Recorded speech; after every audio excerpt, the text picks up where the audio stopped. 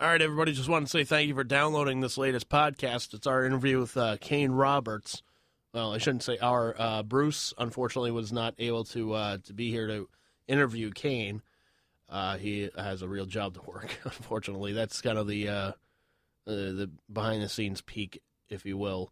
But I did have a special guest who kind of came in maybe halfway through the interview, my friend Alicia, who works with me at ZLX. So just listen to the podcast, check it out.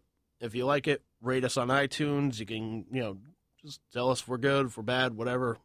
Just keep in mind, we're doing this for free for entertainment. So let's rock.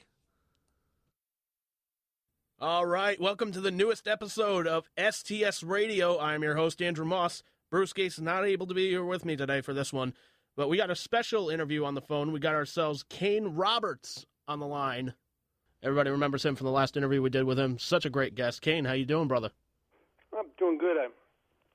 I'm eating a protein bar. Oh, yeah, you got to keep the muscles going, man. Well, it's funny. I'm going to the gym now, but, I got sort of a different mindset about the whole thing. Well, yeah, It's kind of good because, first of all, I hate going to the gym. If you go too much, which I definitely have, you start looking around going like, what the hell am I doing here? You know what I mean? So, it's what sort of takes place. But, I still go in there and do this stuff, and this protein bar really tastes like somebody's left their sneaker in my refrigerator or something. But anyway, yeah, so I'm doing good. How have you been? I've been all right, man. I've been all right. I can't really complain too much. Now, before we really kind of get into the depths of your career and Sure. Kind of everything else, I've got to ask you probably the most important question you've probably ever been asked in your life. Absolutely. Go right ahead. In the battle between Batman versus Superman, who do you have? Well, see, that's not an unfair question in a way, only because I used to, even as a little kid, I'd go, what am I going to do with the Superman guy? He can blow the sun away. You know what I mean? So I sit there and go, the struggle is for most of those writers is to find some sort of weakness the guy might have. And, they started sort of digging into a little bit, excuse me, more recently, he might have some mental issues. You know what I mean? Yeah. and I just remember the last movie, which I thought was a good improvement, excuse me, a good improvement. I forget who directed it, but they gave him at least an opponent that could, fly into him and knock him into a wall. But at the same time, I'm going, he can still blow the sun away. So it's. I don't think Batman would have a shot unless he was able to kind of talk him into losing. I think you would have to develop some sort of psychological problem for the guy. So just develop that's my choice. Listen, not that I prefer Superman. I remember I used to read DC Comics when I was a kid. I was a big Marvel guy. I used to love the artwork, Jack Kirby and all that stuff, Spider-Man. I mean, those guys really had some problems that they had to overcome other than just trying to, beat up on some sort of supervillain. I remember there was one issue of Superman where one of the frames, the guy must have drawn the frame really fast because the policeman had a hat on that was like the size of a Volkswagen. And I was like going, you know what, I can't. This whole DC universe thing is I got to switch over to Marvel. So I kind of became a Marvel guy just for the fact that, they dug into that whole thing of humanity, like people having a little bit more humor, these superheroes having more human problems, and then, of course, the artwork I thought was superior. Yeah, but I mean, it's one of those things Marvel, okay, you can kind of relate to these characters. Like if you're a kid in high school, you relate to Peter Parker more than you could relate to the Green Lantern. We're all walking around staring at some girl like a, mental patient with our flashlight under our chin, you know what I mean? And that's what he was doing. I thought, hey, that's me. That's great. Yeah, but I mean, it's one of those instances, like you close your eyes, you start dreaming, forget all those personal problems. That's when you become Superman. That's when you become Green Lantern, these superpowered beings. Yeah, yeah. So, I mean, what's your take on that? My take, forget it, Superman kills him. Like I'm a Superman guy, 100%. You're a Superman guy, yeah. I mean, do you prefer Superman when you're like? I'm not talking about the franchise, the movie franchise, but just as the original source of the whole hero thing. I do. But I mostly like to think of like the 84, 86 Superman on when he became a lot more manageable. Because you remember like Superman when he first came out, he could pretty much make up powers on the spot. Like, oh, I got to fly back in time to stop this, and he could like Yeah. They could, turn time back by reversing the Earth axis. It was like, really? That's going to do it? So, Yeah, all right. which you know what? I give Richard Donner a lot of credit. He stuck to the comics for that one. So Yeah. Can't It really... was really funny. I met. I was in Maui at my manager's place, and Dick Donner actually lived next to Shep Gordon, who was my manager at the time. I used to go there and just sort of, leech off of his place all the time. And it was really funny because they had just finished Goonies. Dick Donner had just finished Goonies. Classic. So they were both of these guys had houses right on the beach, right? They're right next to each other. So we walked over there, and Dick Donner was saying, we were hanging out. First of all, we were putting our heads under the water to see if we could hear the whales. We could actually see whales. You know what I mean? Yeah. And we were on the beach. I'm not kidding. I'm not like spicing this up. We're cracking a coconut, trying to get milk out of it. And I said, hey, how was doing the last film? And he said, something, Kane. He goes, I don't like kids. He said that was the problem. And he said, and I was surrounded by kids like you can't even imagine every single day. Yeah, it's he said it drove me crazy. And I'm not kidding. We suddenly hear this noise, and out of his back door, which was onto the beach, comes the entire cast. And I think it was Robbie Davi was like the bad guy. He was there. And Spielberg had sent all the kids to Donner's house because he knew that he didn't like kids. It's pretty funny. It's kind of a weird story. Just picture Donner like shaking his fist up at the sky like, damn you, Spielberg. Yeah, I know. Yeah, the camera's like backing up into the sky, spinning. Like, I hope you make an awful Indiana Jones movie, and he did. Which he finally did pull off. Well, he did. Yeah, it took him 20 years, but he finally pulled it off. Yep. So, Kane, I got to ask you about the new music that you got coming out. Touched. It's been on your website for a while. Yeah. As coming soon, or coming soon, whatever have you. I got to ask, when do you think that will see the light of day? Well, it's interesting that you asked that. Right now, what I did was, I don't know if anybody knows, but I was in, I made a short film with this guy, and I sort of ended up, what I did was I met all these people, as the producer. Like, I was the sort of main producer on the short film. It was a half-an-hour movie. You can actually get it on YouTube, not YouTube, iTunes. It's called Embryo. And so I pulled all those guys together recently, and even one of the guys that did he scores films. He works with Hans Zimmer. I ended up going to Hans Zimmer and asking if they could work on the short film, and I got this guy Jim Dooley, who was one of their main guys there. He did The Ring, the scenes on The Ring, and Madagascar, and a whole bunch of movies. So he's actually going to work on one of the sections of this song that I have, and I'm going to be shooting a video. So I've got this whole, crew getting together. So that's the first thing that's going to happen is I'm going to actually, spend some time and shoot a real video. I noticed that a lot of these budgets have sort of like filtered out, especially if you're not one of the hot, fully banked celebrities that are out there, or stars, music stars, or whatever. Very true. But I was lucky because all these guys. The thing about the film community in Hollywood is that the crews, just in general, the people that sit there and do the sort of nuts and bolts production aspect of these films, are some of the most giving people that you'll ever find. I mean, the acting community is great as well. But I mean, we were doing this short film, and we were on this location for 3 days. And, it's 2 a.m, and this guy's not getting paid, the gaffer or whoever, and he's like, sitting there, the electrician guy, and he's just doing the film. He's just doing it because he wants to get it done. He wants to be part of something creative. So I'm lucky enough to pull in, some of the favors again with these guys. And we're going to probably start shooting in about, 4 weeks. My thought on it is just to do something creative because, we're forced, and, there's good for the audience.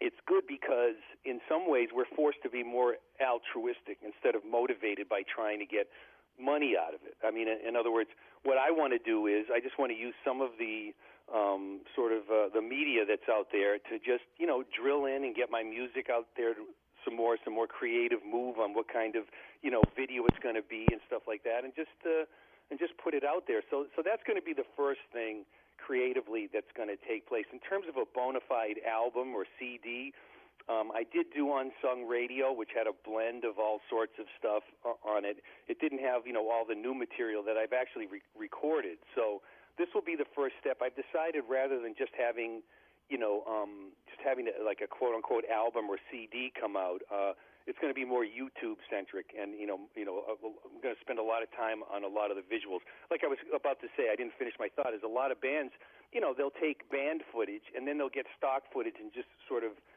blend it in and create some sort of video or message that way.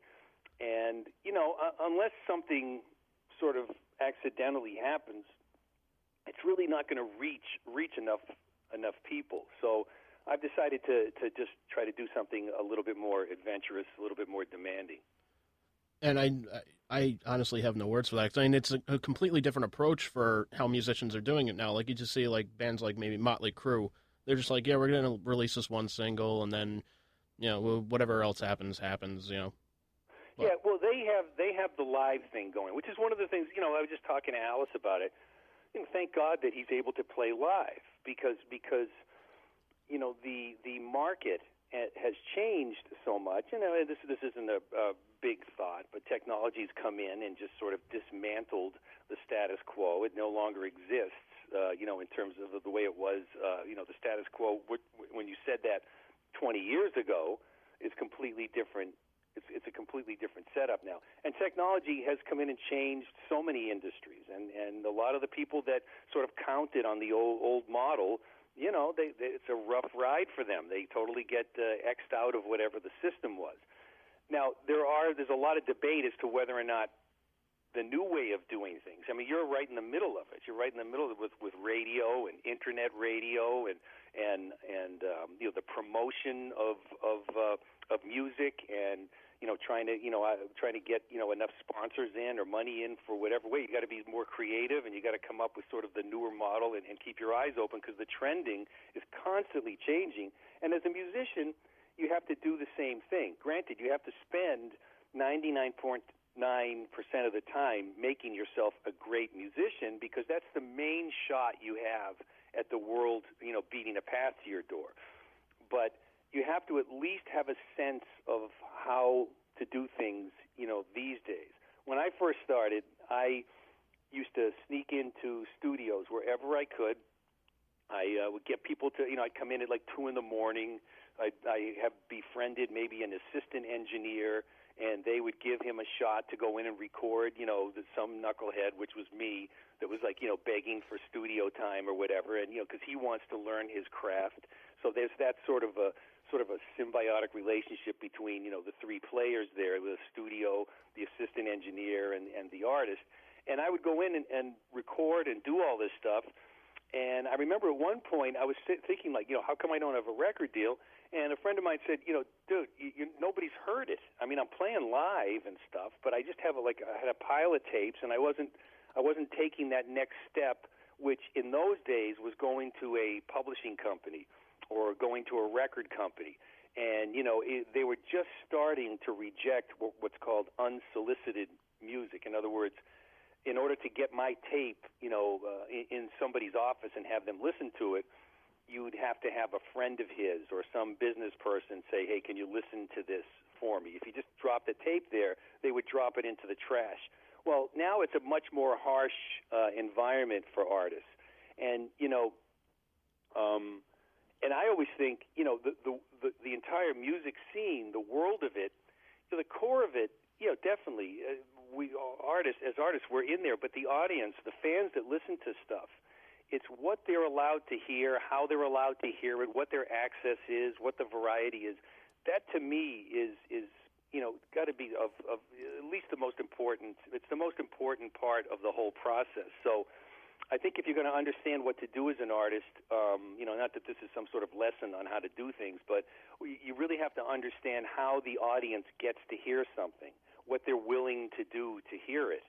And I think there's a lot more, tools out there for artists. You just got to not be staring at these record companies thinking that they're always going to be the answer to your success.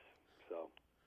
And one of the things you were talking about is like kind of the advancement of everything. One of the advancements that we've seen in, as far as like a live concert experience is a lot of these bands are selling like backstage meet and greet opportunities and whatnot. Like you got, I remember seeing Paul Stanley charging $3,000 for you and a friend to go backstage, get a picture with him, and he'll sign the microphone that he's singing into that night. So yeah. I don't know. I kind of want to get your opinion on that. Like, do you think that kind of like takes away from like, the experience, or do you think it kind of adds to it, or? Well, once again, I think of, I know those guys, to a certain degree, Paul and Gene, and they sort of represent a really a very distinct sort of business model in the music industry. But you have to think to yourself, they do that, and it would be cool if they did that for free, which I'm not saying that they should, but it would be cool if they did. But at the same time, they look at the world. There's different sort of there's a hierarchy of fans as well. So I think they give a lot to every level of fan, whether it's people that, basically they don't have the funds to do anything. Paul and Gene will be very accommodating and nice to those people. If somebody have a certain amount of money to spend on something, they make those things available. And then the whole thing of the meet and greet backstage for $3,000 and all that stuff, that's just another level of fan that's out there. And if they're willing and happy to do that, the only reason I'm saying this is I remember I was doing these rock and roll fantasy camps, and what I saw, what people were willing to pay, what people were willing to do to just sort of sidle up next to the sort of, the franchise celebrities or rock stars that came in, it just showed that why not? You can't, if they make that stuff available and people do pay for them, then, that's fine as long as they're, giving in terms of the other levels of let's say people that have whatever kind of money that they're able to or not able to put out. There were guys paying $3,000 or $2,000 to get on stage with Zakk Wylde. I'm not saying it went into his pocket. I'm saying that when he came to Rock and Roll Fantasy Camp, there were people just throwing money just at the camp so that they'd get an opportunity to get to know Zakk a little better or even play with him.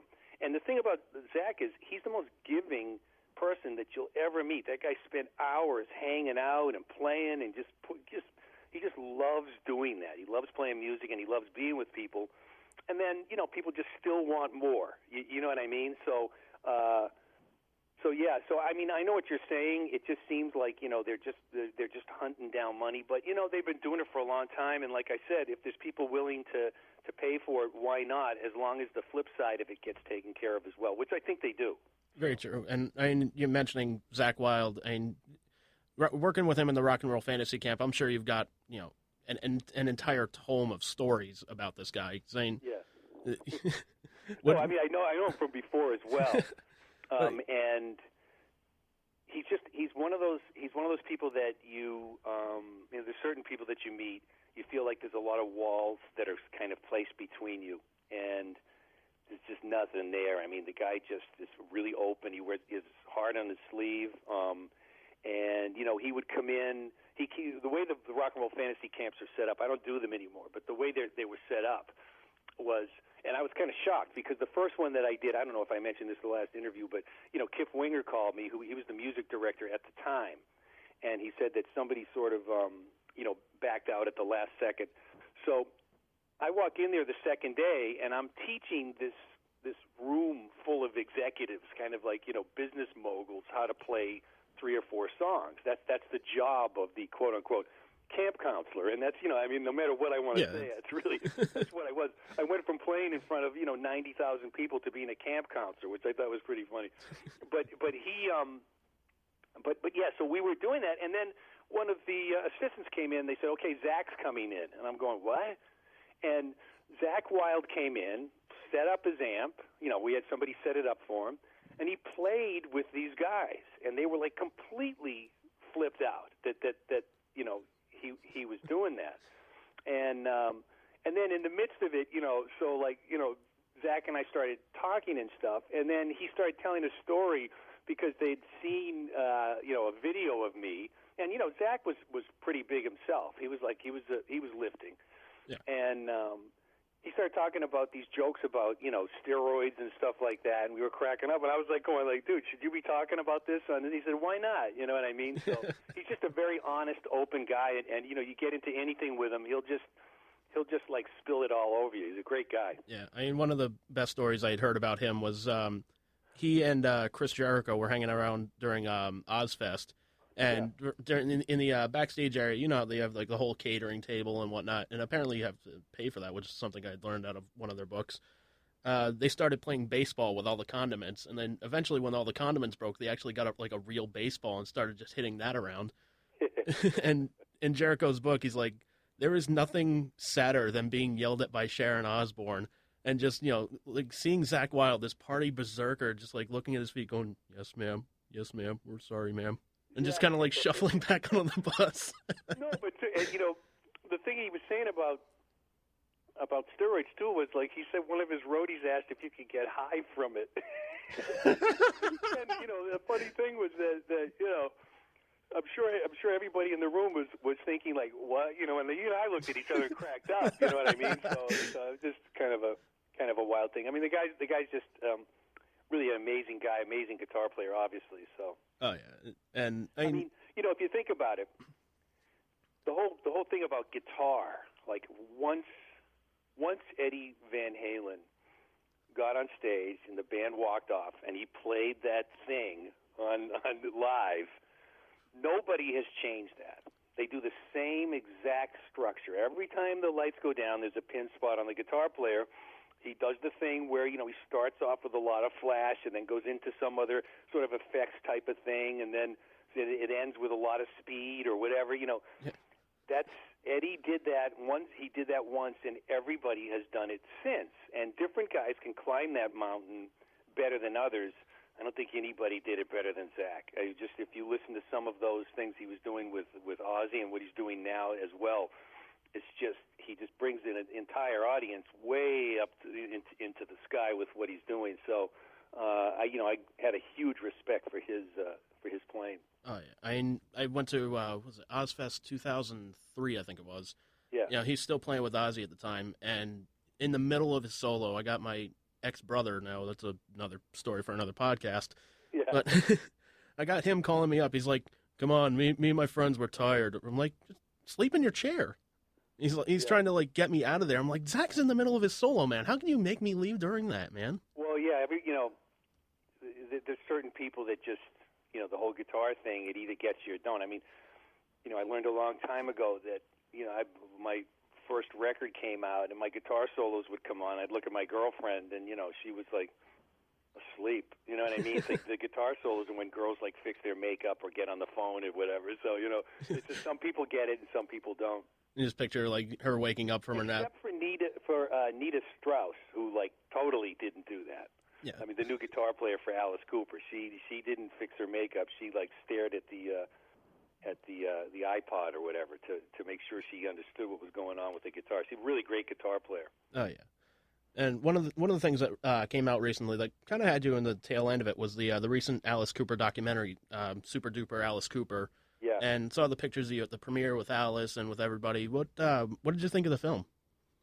I thought it was really good. I mean, just from a production standpoint, they don't have any talking heads in the film. Like every documentary, they'll show some guy off to the side and he's looking at the interviewer, not the camera, and he's always saying like, "Well, Alice Cooper was a really crazy guy." And they start talking like that. Well, they didn't do that. They did these interviews, and then they got real creative, and it's a lot of that stuff is done with a program called After Effects. I don't know if you know. I'm sure there's a lot of graphics people out there that know what that is, but so they create these sort of pseudo 3D effects, and they get old footage and ancient photos, stuff that I'd never seen before, and they just sort of create this sort of maelstrom of imagery that's flashing at the viewer during the interviews to sort of like move the story along, which I thought was kind of brilliant in terms of what the content was. Kind of amazing. I mean, I joined Alice right after his rehab, like the serious rehab that he went in, and I got to be honest with you, I had no idea that he had sort of gone down into the abyss so heavily with drugs until I saw the documentary. It was kind of stunning, actually, to see how low he had gone. So I never even knew that. I just knew that I was with Alice Cooper, and he was really funny, and we were like traveling around all over the country, and going to Maui. We spent like 3 months in Maui writing and stuff together. So I was just kind of I was kind of amazed at it. So it's a very truthful, and sometimes Alice and was telling me it's intense to watch, because he even forgot. There's some interviews that he did when he was basically right on death's door in terms of like doing crack, that kind of freaked him out just to see them again, and he hadn't seen them for who knows how many years. And his wife Cheryl was saying it was just kind of some of it's a little frightening, you know what I mean, but he said the point is that he does come back, obviously, and he's thriving today, so it's a good end to the story. But the documentary is really worth seeing.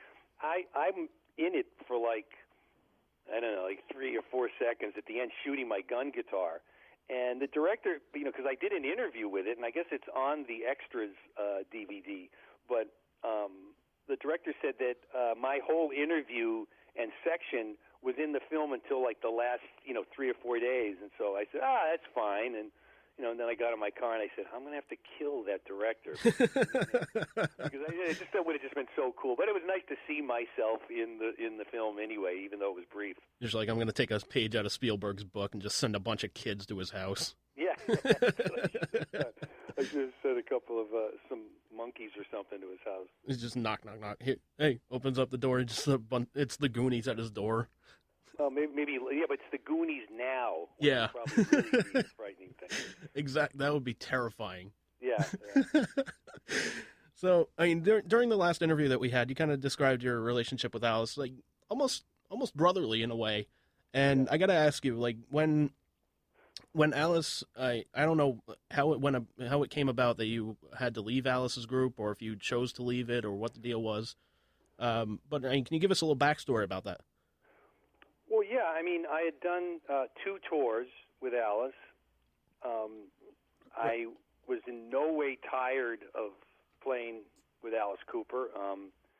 I had that MCA record that had come out, and then I suddenly got this record deal on Geffen, and, in the midst of the production of it, it became all-encompassing, so there was no, I mean, like I would have to, in order for me to truly, give my best to either project, I would have to make a choice. So, I went with my solo project, and Alice moved on. We were it was a very amicable parting, and I know that he and I both sort of, I know this sounds really convenient, but he and I sort of came to the same conclusion at the same time. And it wasn't some horrible phone call. It was almost like it just happened. And Alice and I somebody asked us about that when, as a matter of fact, we did a Q&A. I did Rock and Roll Fantasy Camp with Alice.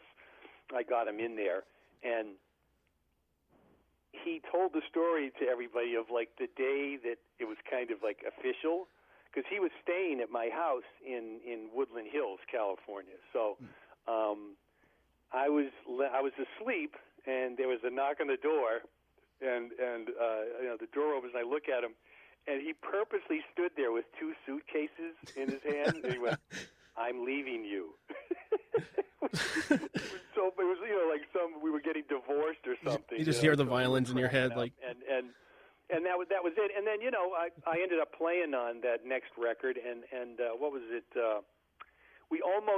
I almost joined again in '93. It was basically the door was open for me to do that, and it's just the things that were going on in my life at the time prevented it. So, but that would have been wild. But yeah. So I mean, touring for a guy, and for some women as well, is the greatest life you can possibly have. I was one of those people that never wanted to get off the road. So yeah. So I mean, I still look back at it as obviously one of the best times ever.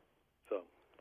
Yeah, and you still keep in touch with Alice, obviously, and it's almost kind of like we just talked on the phone last week. He called me to tell me he had twins. His son had twins. His son's wife. Sorry, it took a while to get. And then we talk all the time. Cheryl and I talk, whatever. Yeah, so we're good friends. Yeah, I just picture I can just picture one of those phone calls, like Alice just calls you up and he's just like, "Kane, I still don't know how to quit you." No, well, he sings my name a lot when he calls me up. He sings Moon River, but he sings Kane Roberts instead, just pretty much every time he calls me. Kind of similar. I have that recorded. If I can find it, I'll send it to you. Alice Cooper singing Moon River. That'd be great. But he says Kane Roberts wider than a mile. So, I mean, that's kind of similar to kind of like what Dee Snider was saying. He's like, the whole Dee Does Broadway album kind of came across because him and Alice would call each other, and instead of just going like, "Oh, hey Alice, it's Dee, what's going on?" They would just be like, they would start singing their message in the form of a show tune. Right. So I mean, to hear Alice singing that, man, that would be awesome. Yeah, it is awesome. As a matter of fact, I'd say we should record that. Just call him up, just be like, "Put me back in the band, or this is going to see the light of day." Alice did. We're going to do some writing for the next video I do. I'm going to do probably a series of 4 or 5 of them. So we'll see how this first one goes. But Alice is, we've already written a little bit together. We're going to finish up, a couple of songs. So that should be good. That's going to be great, man. Yeah. It'll be the first time you guys collaborated since, I don't know when. Yeah. I mean, the first real collaboration. Yeah. Yeah. I mean, we have. He and I have talked to each other about the music we're doing, but this would be the first real thing where our names would be stamped together, next to each other. So I got to tell you, I have my friend Alicia in the studio here, and she slides over a piece of paper. She's been listening to the whole interview. She's become a recent fan in a couple months. So what's that? she's become a recent fan of yours in couple months. Yeah, great. Like I showed her the video for Twisted, and showed her a whole bunch of your other videos on YouTube. Sweet. And she slides across this piece of paper. She's too shy to ask this question, but she wants to know, does Alice really know that much about Milwaukee, referencing Wayne's World? Oh. He does have a huge bank of knowledge. Whether or not he's like an expert on Milwaukee, I'm not 100% on that, but he's an extremely bright guy, and one of the things we shared was we don't just tour and sleep and then zombie walk to the next show or venue. He does do a lot of investigating. When I say that, I mean taking forays into whatever city that we're in. So it wouldn't surprise me. And he's seen the world from such an odd angle that somebody could drive into Milwaukee, have a dinner, hang out there for like a week or two and leave, and they won't get the same sort of perspective that Alice would, because he'll go in there and the mayor of the city will will take him out to dinner, and he'll see something crazy, or go to a party, or go to somebody's house, or whatever. So yeah, I mean, I think it's very possible. Yeah, you just made my life by not saying no to that answer. So thank you. All right, hey, your voice changed. That's fantastic. It's much nicer now. Oh, thank you. I'm kind of insulted. I don't know whether to cry or not right now. No, you can cry, but wait till after the podcast. That's all good. I know my voice isn't that pleasant. No, but, dude, that wasn't my point. That's all good. It's all good. I got you. Mine's way better. Yeah. Oh man. So Kane, I'm not going to keep you much longer because I know you got to hit the gym and keep the Rambo physique going. Well, also there's every day there's a wall that I stare at for a couple hours, so I'm going to probably do that pretty soon. You just got to put up like a cat poster or something, like just hang in there. This blank is much better for me. So I got to ask here, the last thing I'm going to ask you is, one of the things that you had done in the past though is you did a little bit of acting work. Like you did a role in I believe it was Prince of Darkness, right? Yeah, Prince of Darkness and Shocker. And Shocker, yes. Yeah, and I did there was a voice I did in the short film that I did. Yeah. So, do you have any more acting work lined up, or is that something you've just kind of like? What happened was Wes Craven, was at the what was called Alive Enterprises, which was the name of Alice's management at the time, and it ended up being my management company. So Wes Craven was there, and then we got sort of the notion that he was doing a film and wanted Shep to sort of handle the music. And so, they pulled in Desmond Child. I got to, sing with Paul Stanley the first time on that song. Right, with the Shocker and all that stuff. Right, the Dudes of Wrath. It was kind of cool as a result of that. And then I heard there were auditions for a guy at a pizza shop that was, taking orders. So I went and met with them, and they looked at me and they said, dude, you should. Yeah, he didn't say dude, but I mean, he said you should, do the part of this construction worker.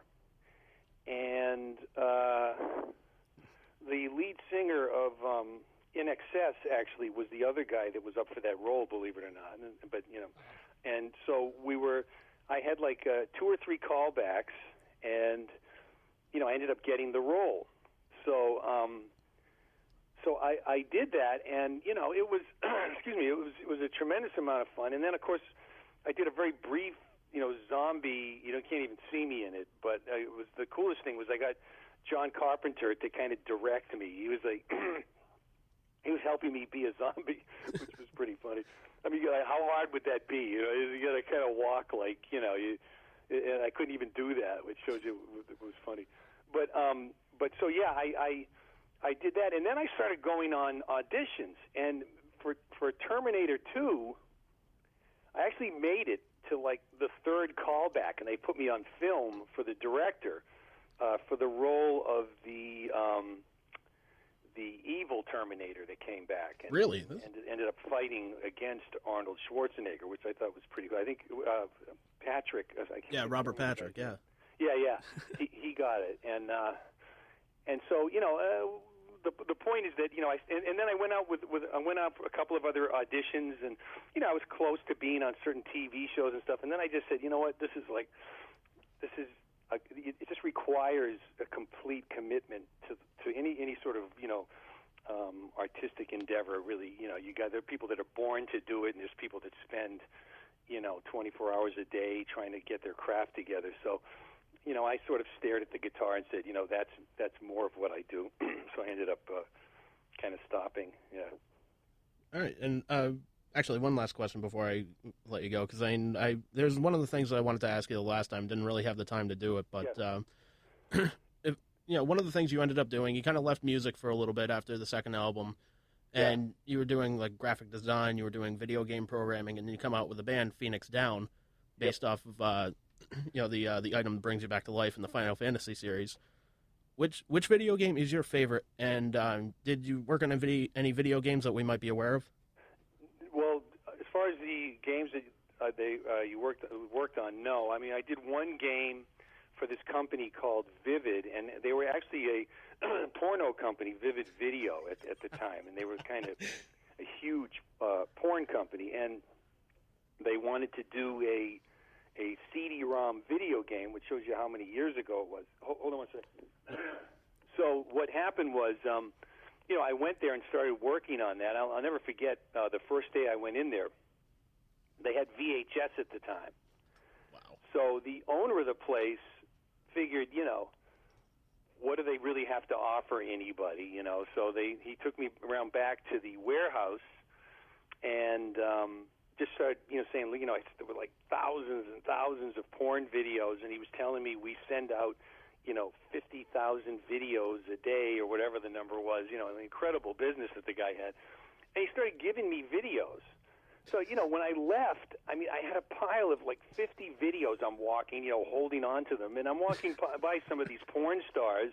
And I feel like such a dweeb. Granted, I'm not going to say I never looked at porn, but boy, did that like turn me into an official knucklehead for the rest of the time every time I showed up at that office. But yeah, so we worked on that video. Alice actually makes a little, cameo on it. In terms of my favorite game, right now I would say I had a couple. One was for the TurboGrafx. It was called Military Madness. And then, excuse me, Hitman. The Hitman series really flipped me out. I just thought it was just kind of incredible that you could find so many ways to, complete whatever missions that you're on. And now for me, Uncharted is my number one favorite. I sort of prefer the third person perspective. Somebody just sent me The Last of Us.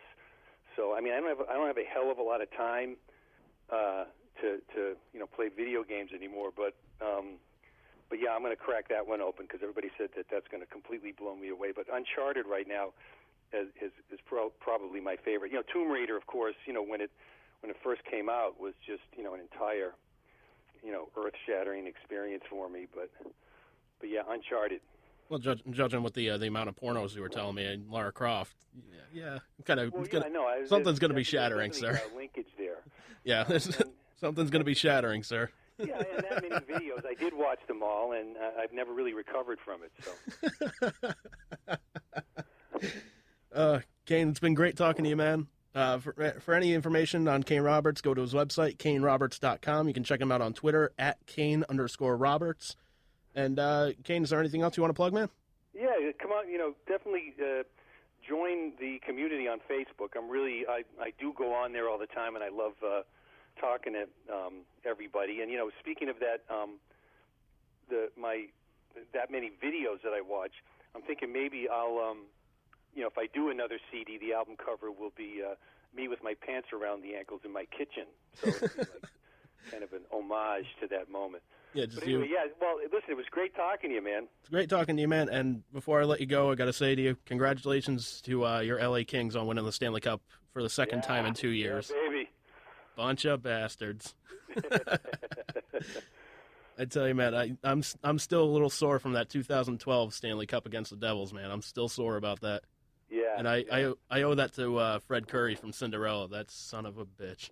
Yeah. Well, one of the greatest things for me was to, when we toured Canada, was to play in some of those hockey rinks. I'd go, whoa, Theron Fleury was in here, because I'd be in the locker rooms, or Mahavlich, or any of those places, any of those guys. So yeah, I'm definitely a big hockey guy, and I just every Stanley Cup is a huge emotional ride, but this one was pretty special. So. And considering you guys knocked off the defending Stanley Cup champions to get there, and then just went on that huge run. Oh yeah, and beyond incredible. So many times, yeah. I was just about over the 2012 one. I went to go see Cinderella in concert. They uncover the drums, and Fred Curry's drums are just littered with the LA Kings logo. It's just I was so deflated. I know. It was pretty rough. Yeah. I was like, oh. Yep. It's like you might as well just have Tom Kiefer just come out here and just kick me in the balls. Hey, it sounds like a song. No. All right, dude. All right, Kane, you take care of yourself, and hopefully we'll talk to you again soon, man. All right, talk to you again soon. Rock on. Rock on, Kane. See you. Take care. For those of you still listening, Alicia's still with me in the studio. Obviously pissed off I'm still recording. You bastard! Yep. I tell you, the guy's a cool motherfucker. Yeah. She just walks away. All right, everybody, that's going to do it for the interview with Kane Roberts. Don't forget, you can listen to past episodes of STS Radio on Spreaker.com. You can go check us out on iTunes, and you can check us out on YouTube, username The STS Radio. And don't forget, you can go check out Kane Roberts' website, kaneroberts.com. You can download music there, autograph pictures, whatever you want. I'm sure he'll have more shirts back up there soon. So take care, everybody, and we'll see you next time. Get your ass down the road.